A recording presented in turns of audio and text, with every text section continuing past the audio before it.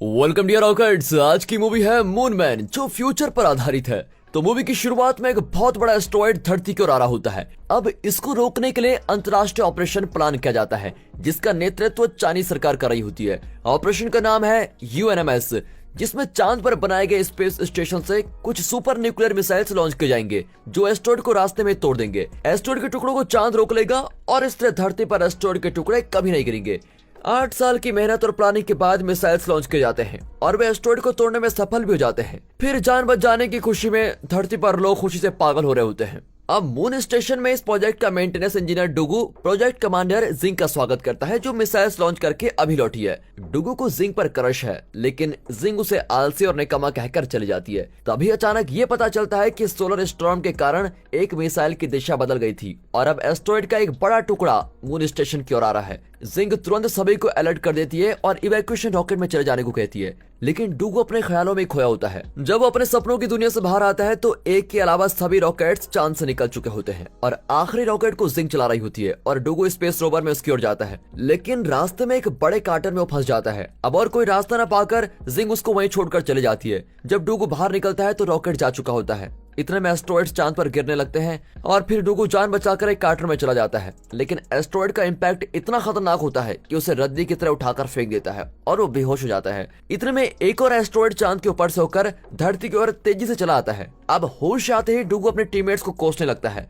और देखता है कि एक बड़ा एस्टेरॉयड धरती को इम्पैक्ट करने जा रहा है। कुछ ही देर में धरती पर एक बड़ा एक्सप्लोजन होता है और धरती का एक हिस्सा बिल्कुल खत्म हो जाता है। अब डुगू जल्दी से लूनार बेस में जाकर धरती के ह्यूमन से कांटेक्ट करने की कोशिश करता है, लेकिन उसको कोई जवाब नहीं आता और इस तरह कई दिन गुजर जाते हैं और डुगू को यकीन हो जाता है कि पूरे यूनिवर्स में उसके अलावा और कोई ह्यूमन जिंदा है ही नहीं। वो अपने मरे हुए टीममेट्स को श्रद्धांजलि देता है, लेकिन उसे खुशी होती है कि उसके पास बहुत सारा खाना स्टॉक में है, जिससे वो 80 साल तक जिंदा रह सकेगा। एक दिन वो जिंग के कमरे में जाता है। अकेलेपन से वो एकदम पागल हो चुका है और जिंग की एक इमेज के साथ डेटिंग करने लगता है। इसी बीच हमें दिखाया जाता है कि कुछ ह्यूमंस एस्टेरॉयड से बच गए थे और जिंग और उसकी टीममेट्स धरती पर सुरक्षित पहुंच गए हैं। धरती के अंडरग्राउंड बेस में जिंग और उसके साथी डुगू का सारा पागलपन देख रहे होते हैं। उसकी हरकतें देखकर सभी चौंक जाते हैं, लेकिन प्रोजेक्ट चेयरमैन कहता है कि तुम्हें डुगू को कांटेक्ट करना चाहिए। वो डुगू के सर्वाइवल की कहानी को धरती पर जिंदा बचे ह्यूमंस को दिखाना चाहता है, ताकि इन बदतर हालात में भी उन्हें जीने का हौसला बना रहे। लेकिन अब एस्टेरॉयड की वजह से धरती और मून स्टेशन के बीच का लिंक बिल्कुल टूट गया है और बातचीत करना लगभग नामुमकिन हो गया है।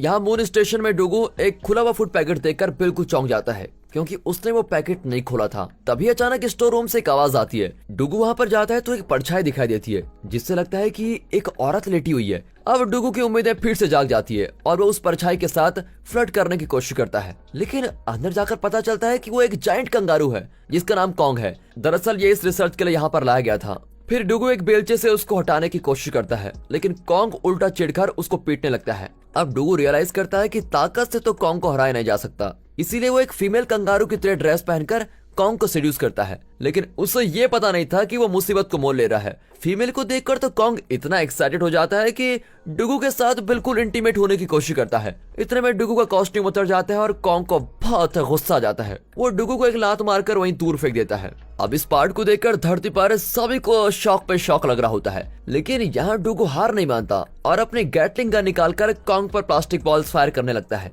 फिर कॉन्ग घबराकर कुछ देर के लिए भाग जाता है, लेकिन बाद में आकर डुगू को धनाधन पीटता है। लड़ाई में दोनों ही जमीन पर गिर जाते हैं। जब डुगू खुद को संभल कर उठता है तो देखता है कि उसे कम्युनिकेशन सिग्नल्स मिल रहे हैं और अब वो खुश भी हो जाता है कि धरती पर ह्यूमंस अभी भी जिंदा है। लेकिन उसे ये नहीं पता कि कॉन्ग की पूंछ के हिलने से ये सिग्नल मिला है। फिर वापस धरती पर जाने की उम्मीद से अब डुगू बहुत इमोशनल हो जाता है और कॉन्ग के साथ अपनी फीलिंग्स को शेयर करता है, लेकिन कॉन्ग उसके रोने धोने में कोई इंटरेस्ट नहीं दिखाता और डुगू को एक तगड़ा पंच करता है। इस तरह 200 दिन बीत जाते हैं और अब डुगू को कॉन्ग की आदत पड़ गई है, लेकिन उसने एक एस्केप प्लान बना लिया है। दरअसल अपोलो 18 मिशन का एक स्पेसक्राफ्ट यहीं पर है, जिसकी मदद से वो पास ही के किसी स्पेस स्टेशन तक पहुंच सकता है। फिर उस एस्केप स्टेशन के एस्केप पॉड्स में वो धरती पर लौट सकता है। अब एक दिन डुगू और कॉन्ग उस पुराने स्पेसक्राफ्ट की तलाश करते हैं और उसे मून स्टेशन पर लेके आते हैं, लेकिन डुगू को पता चलता है कि ये स्पेसक्राफ्ट सिर्फ 20 पाउंड वजन ही कैरी कर सकता है, लेकिन अगर इसका प्रोपल्शन सिस्टम चेंज किया जाए तो ये प्रॉब्लम सॉल्व हो सकती है। डुगू फिर रियलाइज करता है कि न्यूक्लियर वेपन का प्रोटोटाइप अभी भी यहाँ पर मौजूद है।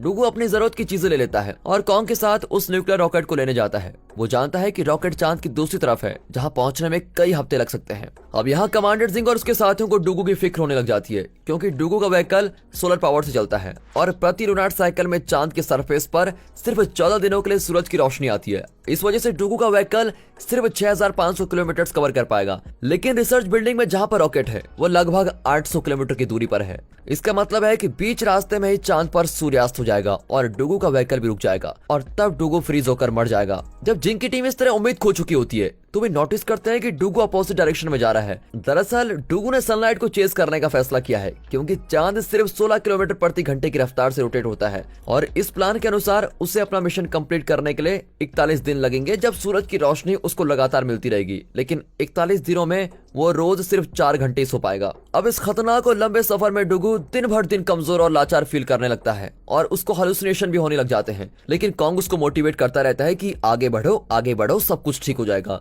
एक लंबे और खतरनाक सफर के बाद दोनों उस रिसर्च फैसिलिटी में पहुंच जाते हैं। अंदर डुगू को न्यूक्लियर वारहेड मिलता है, जिसे वो धीरे से जमीन पर रखता है। अब कॉन्ग कंट्रोल बटन से खेलने लगता है, जिसकी वजह से डुगू को डर होता है कि कहीं कॉन्ग इस मिशन को फ्लॉप न कर दे। फिर वॉरहेड लेकर लौटते वक्त डुगू कॉन्ग को एक ट्रंक में बंद कर देता है, ताकि वो इस मिशन के साथ दोबारा खिलवाड़ न करे। और फिर इस लंबे सफर में वो खुद को मोटिवेट करने के लिए लाउड म्यूजिक प्ले करने लगता है और नोटिस नहीं करता है कि रास्ते में ट्रंक व्हीकल से अलग हो गया है। और अब कई 100 किलोमीटर के सफर के बाद वो रियलाइज करता है कि कॉन्ग पीछे छूट गया है। अब वो बड़ी दुविधा में होता है, क्योंकि अगर वो कॉन्ग को लेने वापस गया तो सनलाइट को खो देगा और बीच रास्ते में ही व्हीकल रुक जाएगा। अगर वो वापस नहीं गया तो कॉन्ग फ्रीज होकर वहीं मर जाएगा। लेकिन डुगू अपनी जान को खतरे में डालकर कॉन्ग को बचाने के लिए चला ही जाता है और कई घंटों के सफर के बाद वो कॉन्ग तक पहुंच ही जाता है। फिर कॉन्ग खुशी के मारे उसको चाटने लगता है। फिर दोनों मून स्टेशन तक के सफर को कंटिन्यू करते हैं। अब सूरज उनके व्हीकल से दूर जाने लगता है और दोनों बड़ी मुश्किल से जागते रहते हैं।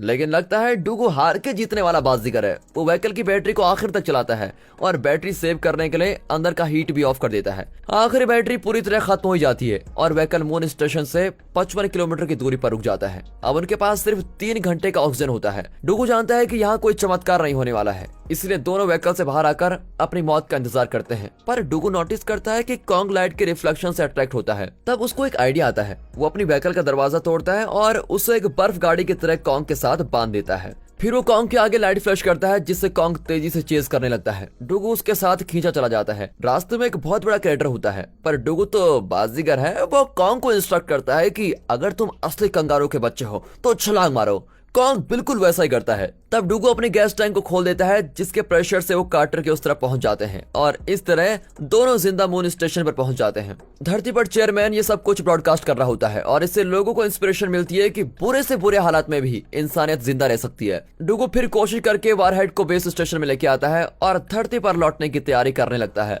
लेकिन वो नहीं जानता है कि एक और एस्ट्रॉइड धरती की ओर बढ़ रहा है। डुगू को एक और सिग्नल मिलता है और वो बहुत खुश हो जाता है कि धरती से ह्यूमंस उसको कांटेक्ट करने की कोशिश कर रहे हैं। पर जल्दी उसकी खुशी निराशा में बदल जाती है, क्योंकि ये असली सिग्नल नहीं था, बल्कि कॉन्ग वायर के साथ खेल रहा था। एक बार फिर डुगू को लगता है कि धरती पर कोई नहीं है और इसलिए वहां जाना बेकार है। लेकिन धरती के लोग नहीं चाहते कि वो मायूस हो, इसीलिए वे एक जगह इकट्ठा होकर चांद की ओर अपनी फ्लैशलाइट दिखाते हैं। आखिर डुगू उन टिमटिमाते फ्लैशलाइट्स को देख रहा होता है और बड़ा इमोशनल हो जाता है कि अब वो अकेला नहीं है, कोई तो है उसके साथ। उसकी हिम्मत बढ़ जाती है और वो अपने रिसीवर्स को रियलाइन करके धरती से कम्युनिकेट करता है। फिर वो अपनी क्रश जिंग से भी बात करता है। एक बार प्राइवेट में बातें करते वक्त डुगू जिंग को बता ही देता है कि मैंने सिर्फ तुम्हारे लिए यूएनएमएस मिशन ज्वाइन किया था। जिंग भी बड़ी इमोशनल हो जाती है कि उसने डुगू को वहां छोड़ दिया और वो यहाँ वापस चले आई। फिर वो डुगू से माफी मांगती है। अगले सीन में डुगू अपने टीममेट्स की सलाह लेकर रॉकेट के प्रोपल्शन सिस्टम को मॉडिफाई करता है। फिर डुगू और कॉन्ग धरती पर लौटने के लिए लूनार ऑर्बिट में सुरक्षित पहुंच जाते हैं, पर वे नहीं जानते कि एक और एस्ट्रॉइड धरती की ओर बढ़ रहा है। डुगू लूनार सिस्टम में पहुंचकर वहां के एस्केप पॉड्स को तैयार करता है। तभी जिंग को उस एस्ट्रॉइड के बारे में पता चलता है जो धरती को मिटा देगा। यूएनएमएस हेडक्वार्टर से मैसेज आता है कि अब सिर्फ डुगू इंसानियत को मिटने से बचा सकता है, क्योंकि लूनार स्पेस स्टेशन में न्यूक्लियर वेपन है जिससे उस एस्ट्रॉइड को रोका जा सकता है। जब जिंग डुगू को ये बात बताती है तो वो इंसानियत की खातिर अपनी बलि चढ़ाने के लिए तैयार हो जाता है। अब यूएनएमएस हेडक्वार्टर से सभी को चेतावनी दी जाती है कि वे अपने शेल्टर्स में लौट जाएं और बुरे से बुरे अंजाम के लिए बिल्कुल तैयार रहें। स्पेस में डुगू कॉन्ग को अलविदा कहता है और उसे एक एस्केप पॉड में भेज देता है ताकि वो धरती पर सेफ पहुंच जाए। कुछ देर बाद डुगू एस्ट्रॉइड की ओर जाता है। रास्ते में वो चारों ओर बड़े बड़े पत्थरों से घिर जाता है। वो उनसे बचने की कोशिश करता है, लेकिन पत्थरों की संख्या बढ़ती जाती है। एक पत्थर उसके शिप से टकरा जाता है और वो स्पेस में पूरी तरह स्पिन होने लग जाता है। शिप बिल्कुल आउट ऑफ कंट्रोल हो जाती है। तभी डूगू को एक आइडिया आता है और वो शिप का दरवाजा तोड़ देता है, जिससे प्रेशर इक्वलाइज हो जाता है। अब शिप सीधा हो जाता है, लेकिन उसे पता चलता है कि शिप का इंजन पूरी तरह से डिस्ट्रॉय हो चुका है और अब वो एस्टेरॉयड के पास नहीं जा सकता। उसके पास और कोई रास्ता नहीं होता और वो खुद न्यूक्लियर वेपन को लेकर एस्टेरॉयड के पास जाने का फैसला करता है। इसका मतलब यह है कि वो बहुत ही दर्दनाक मौत मरेगा, लेकिन वो इस बारे में सोचकर इतना टाइम वेस्ट नहीं करता और तुरंत बाहर जाकर वॉरहेड को अनलॉक कर देता है। फिर वो न्यूक्लियर वॉरहेड को साथ लेकर अपने जेट पैक की मदद से एस्टेरॉयड की ओर जाने लग जाता है। अनगिनत पत्थरों के बीच में डूगू का स्पेस सूट बिल्कुल डैमेज होने लग जाता है, लेकिन वो आखिरी एस्टेरॉयड तक पहुंच जाता है। आखिर पल में वो अपनी क्रश जिंक के बारे में सोचता है। फिर एक पावरफुल एक्सप्लोजन होता है और एस्टेरॉयड के टुकड़े टुकड़े हो जाते हैं। धरती पर सभी शेल्टर से बाहर आकर आसमान में होते हुए एक्सप्लोजन को देखते हैं और चैन की सांस लेते हैं कि वे इस एपोक्लिप्स से बच गए। लेकिन उन्हें दुख भी होता है कि डूगू को इस तरह अपनी लाइफ सैक्रिफाइस करनी पड़ी। कई साल बीत चुके हैं और अब हम ह्यूमंस ने धरती को पहला जैसा बना दिया है। कॉन्ग को वापस उसके नेचुरल हैबिटेट में भेजा जाता है। जिंग और उसकी टीम को फिर से चांद पर भेजा जा रहा है ताकि वे इस तरह के एस्टेरॉयड से धरती को प्रोटेक्ट कर सके। और दोस्तों, इसी के साथ ये मूवी यहाँ पर खत्म होती है। दोस्तों, अगर ये मूवी आपको पसंद आई, वीडियो अच्छी लगी हो, एक्सप्लेनेशन अच्छा लगा हो, वीडियो को लाइक कर दें। प्लीज चैनल को सब्सक्राइब करना बिल्कुल ना भूलेगा। बाकी मिलते हैं अगली वीडियो में, तब तक के लिए गुड बाय, अपना ख्याल रखिएगा and finally thanks for watching.